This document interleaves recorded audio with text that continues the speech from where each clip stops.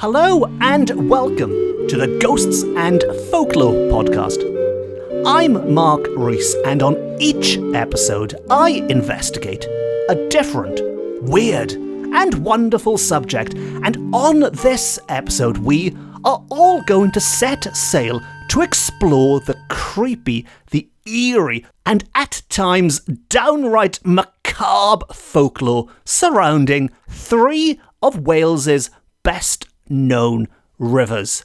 Three waterways which are steeped in tales of giant serpents, tormented spirits, even a bottomless pit that leads straight down to hell, straight into the clutches of the evil one himself. Now, the folklore on this episode comes courtesy of one of my favourite and one of my most used folklorists on this podcast, I think, and that is the lovely, lovely Mary Trevelyan, who collected these tales in the early 1900s in the Edwardian period. And while we've looked at some of her folklore about water on previous episodes, we've looked at the folklore of the sea, the coastal folklore. We've also looked at the folklore more inland at the springs. This time we are turning our attention to the rivers. And we are going to start with a river which is not only the longest river in Wales, it's also the longest river in Great Britain, and that is the River Severn. The River Severn, which divides England and Wales in the south of the country, it flows down between the two countries out into the Bristol Channel, and it's the river most people visiting Wales or leaving Wales in the south will be familiar with because of the two Severn bridges which connect the two lands via the motorways.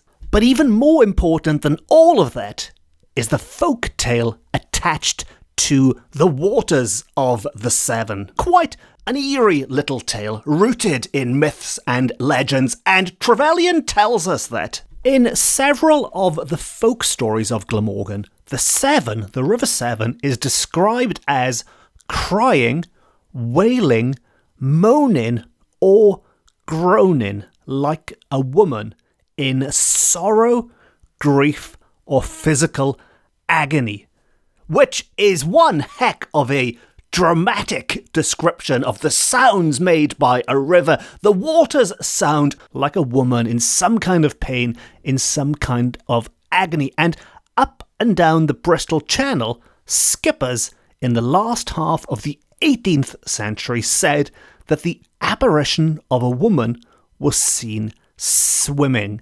So it's not just the sound, but the physical apparition of this woman, presumably the same one making those noises, has been seen swimming where the water flows out into the Bristol Channel. Sometimes seen trying vainly to reach land, or at other times gracefully swimming down the channel, or battling up the Severn Sea against the tide. And Trevelyan believes this tale can be traced back through the centuries to the tradition regarding King Lochrin. If I'm pronouncing that correctly, I hope so, with Lochrin being the Cornish version of Lochrin Us, a legendary king of the Britons who Geoffrey of Monmouth, good old Geoffrey of Monmouth, wrote about in the 12th century. But we will refer to him as Lochrin on this episode because we are quoting from Trevelyan, who herself refers to him as King Lochrin, and she tells us that he was the eldest son of Brutus, who married Gwendolen, the daughter of the Duke of Cornwall. And it was after a battle, after Lochrin had overthrown Humber, the king of the Huns, that he found an unexpected surprise hidden away on one of the enemy's ships. He discovered a woman described as, in inverted commas, a daughter of the King of Germany, who was very beautiful, and for some time Lochrin kept her in a subterranean dwelling near the Severn. So, to recap quickly, he's found this woman. He keeps her hidden away by the Severn, presumably because he is married to Gwendolen. And we are told that this charming lady bore him a daughter, which he also kept secret, unsurprisingly, and which he also kept in this subterranean dwelling. Now, there are slightly different variations of this story out there, and maybe I'll revisit some of the others in the future, but for the purposes of this episode, we'll stick to Trevelyan's version of events. And she tells us that during the Duke of Cornwall's lifetime, his father-in-law's lifetime, Gwendolen's father's lifetime, Lochran, of course, kept this a secret. And if anyone asked why he was sneaking off to the Severn again, well, he just said that he had a secret habitation he visited in order to worship his gods in private, which, as we know, that was the last thing he was thinking about. But when the Duke of Cornwall passed away, Lochran divorced Gwendolen and came clean about the whole thing and made his mistress the new queen. Now, Gwendolen was naturally a little bit upset about this, you could say. So upset, in fact, that she raised an army. She raised her own army against Lochran, against her ex-husband, who was slain at the first encounter. And that taught him to go messing with Gwendolen, because she didn't mess around. The very first battle, and he was gone. Lochran was dead. And as for his new wife, the new queen, and their daughter, well, they were both captured. And more than that, this does not end well. More than that, they were both drowned in the Severn. His new wife and the daughter they had in secret were drowned in the Severn.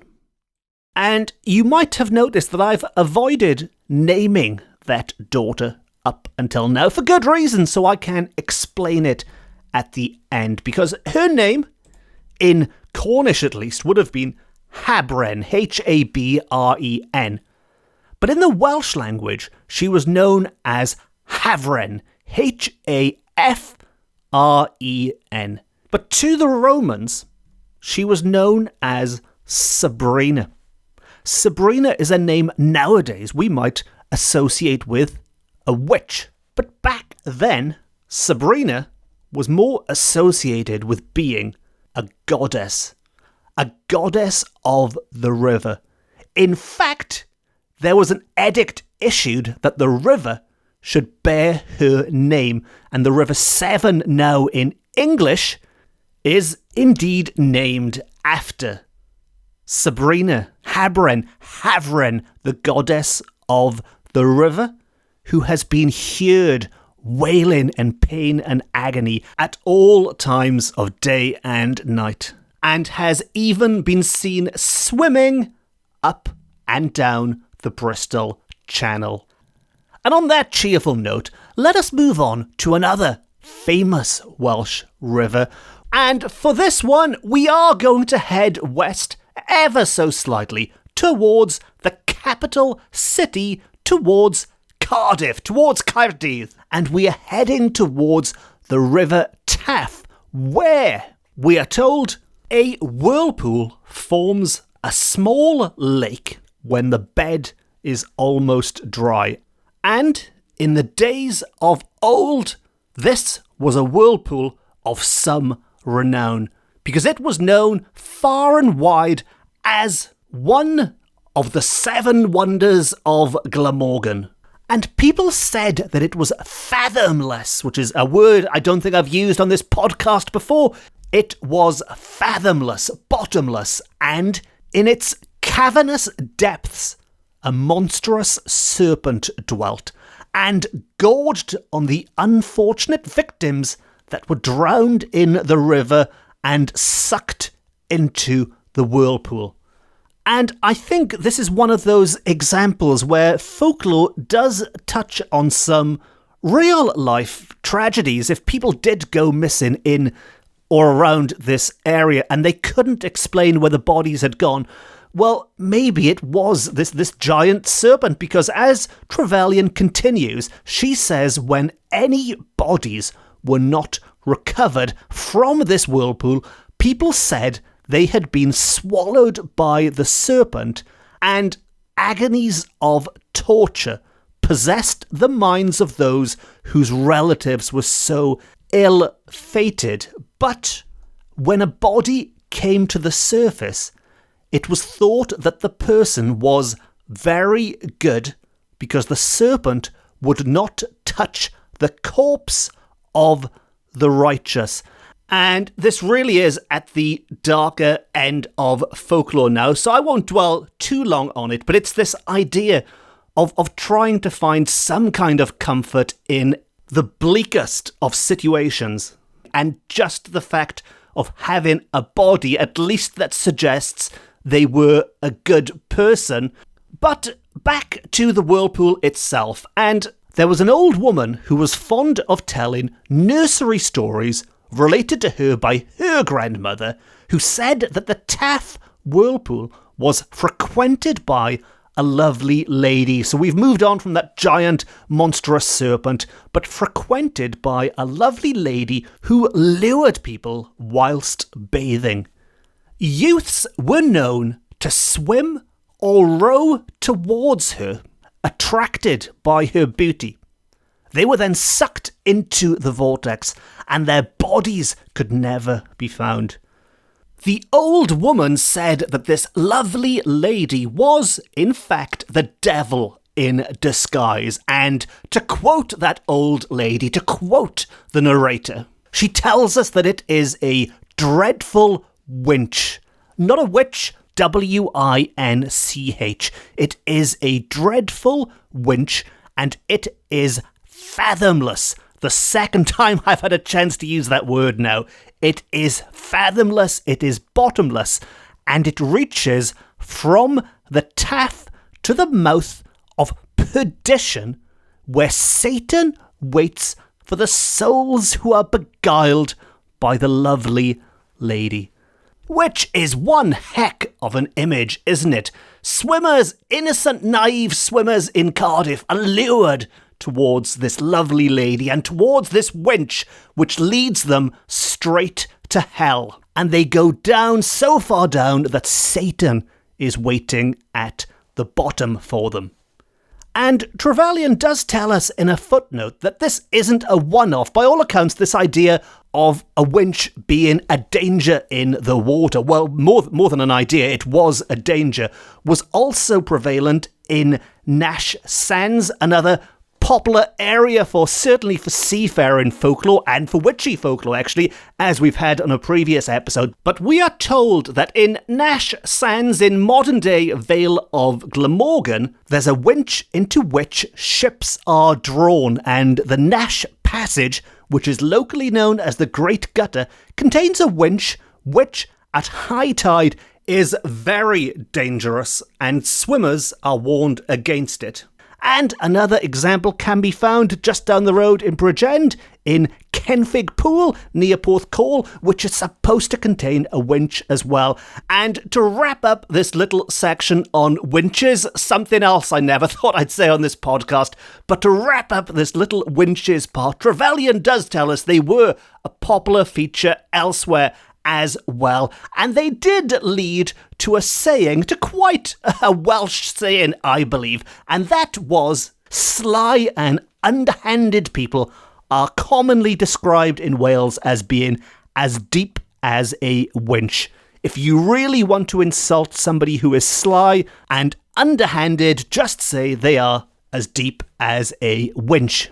And on that note, let us move on to our third and final river, and for this one, we are heading north to another river which divides Wales and England, and that is the River Dee. And the River Dee was supposed to be very sacred, Trevelyan tells us, which makes a nice change, doesn't it, already after these tales of serpents and tragedy and drowning and devil women and pits to hell.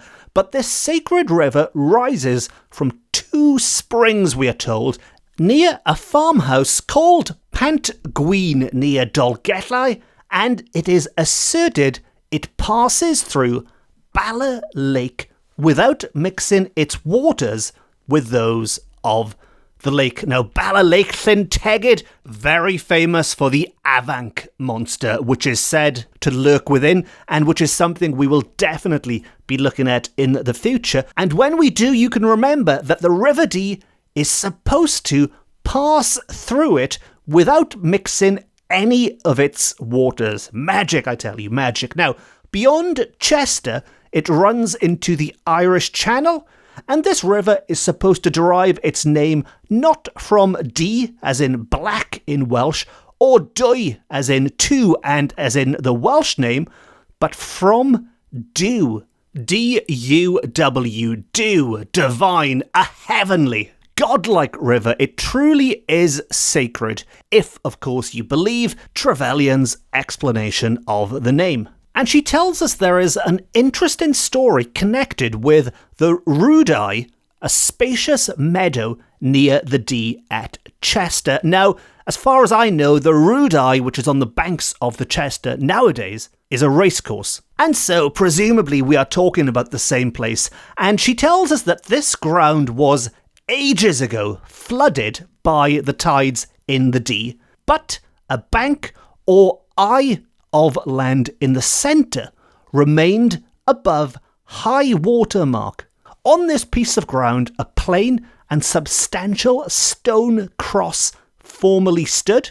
It acquired the name of Rudai, or Island of the Cross. So if you're following this, the river burst its banks and it cut off a little piece of land upon which was a cross. And as a result, it became known as the Island of the Cross, which is what Rudai means.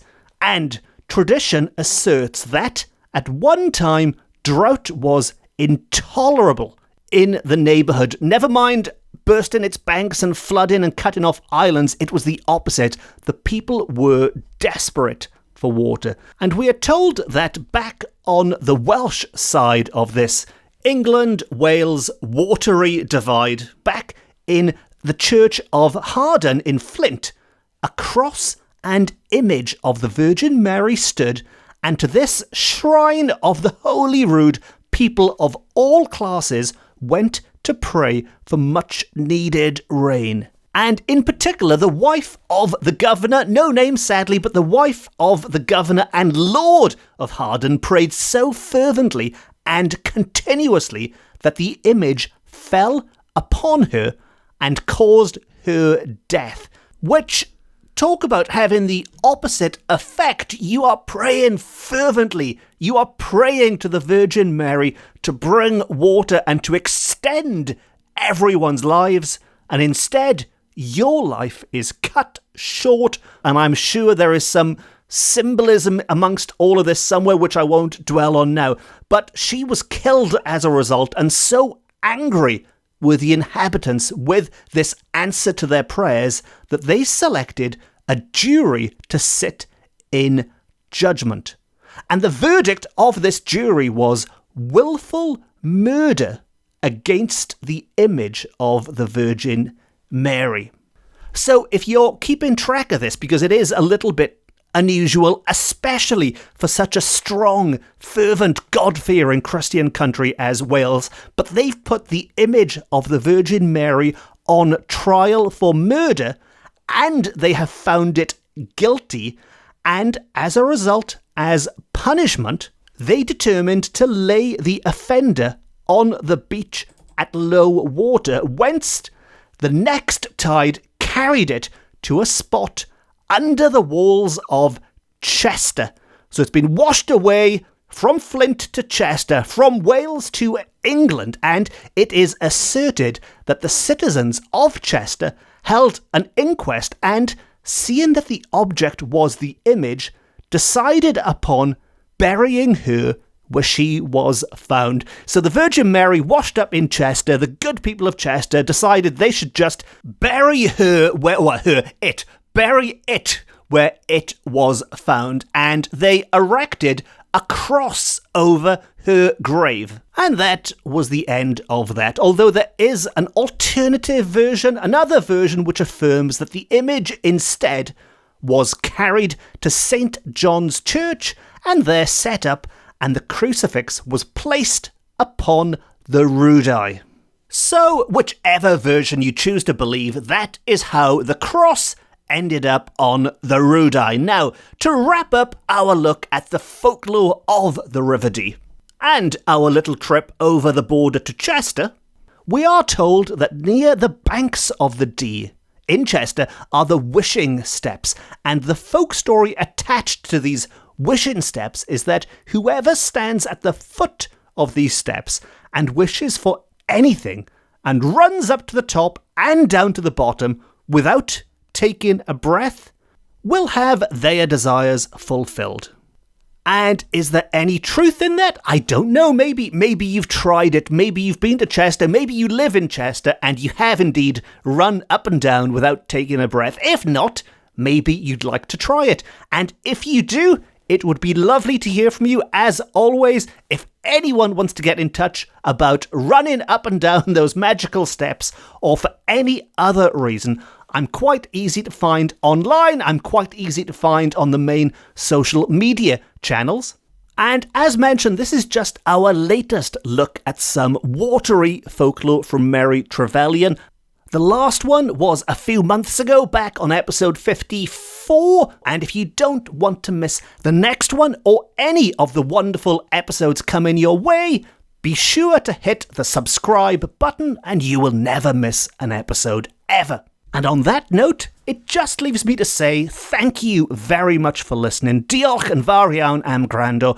I've been Mark Rees. This has been my Ghosts and Folklore podcast.